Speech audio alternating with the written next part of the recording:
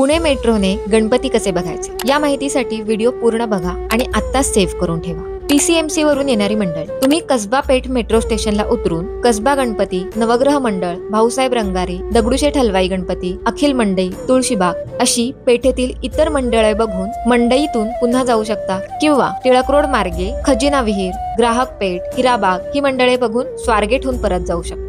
कोथरूड वरून येणारी मंडळ, मेट्रोने आनंद नगरला उतरून साई मित्र मंडळाचे कैलास मंदिर पाहून पुन्हा मेट्रोने डेक्कनला येऊ शकता। येरवडा पुणे स्टेशन मार्गे येणारी मंडळी, तुम्ही सिव्हिल कोर्टला उतरून पुन्हा मेट्रो बदलून कसब्यामध्ये येऊ शकता किंवा डेक्कन जिमखान्याला उतरू शकता। डेक्कन जिमखानाला येणाऱ्यांनी तेथील श्रीकृष्ण मंडळाचा अंधारबंद देखावा पाहून पुन्हा अलका टॉकीज चौकामध्ये नवनाथ मित्र मंडळ, गरुड गणपती, हत्ती गणपती, बाल विकास मंडळ, पुढे नारायणपेठ मार्गे केसरीवाडा, पेठेतील इतर मंडळे, शनिपार, निंबाळकर तालीम या मार्गे पुन्हा मंडई मेट्रो स्टेशनहून परत जाऊ शकता। स्वारगेटला उतरणारी मंडळ, सर्वप्रथम हिराबाग, ग्राहक पेठ, खजिना विहीर या मार्गे सदाशिव पेठ, नारायणपेठ येथील गणपती पाहून बाजीराव रस्ता मार्गे नातूबाग, मंडई, बाबूगेनू, जिलब्या मारुती, तुळशीबाग अशी इतर मंडळे तुम्ही पाहू शकता। शक्य असल्यास कसब्यातून पुढे केसरीवाडा, अलका चौक, डेक्कन असेही जाऊ शकता। आणि महत्त्वाचे म्हणजे गणेशोत्सवादरम्यान मंडई मेट्रो स्टेशनला तुम्ही उतरू शकत नाही, तर तेथून मेट्रोमध्ये फक्त चढू शकता।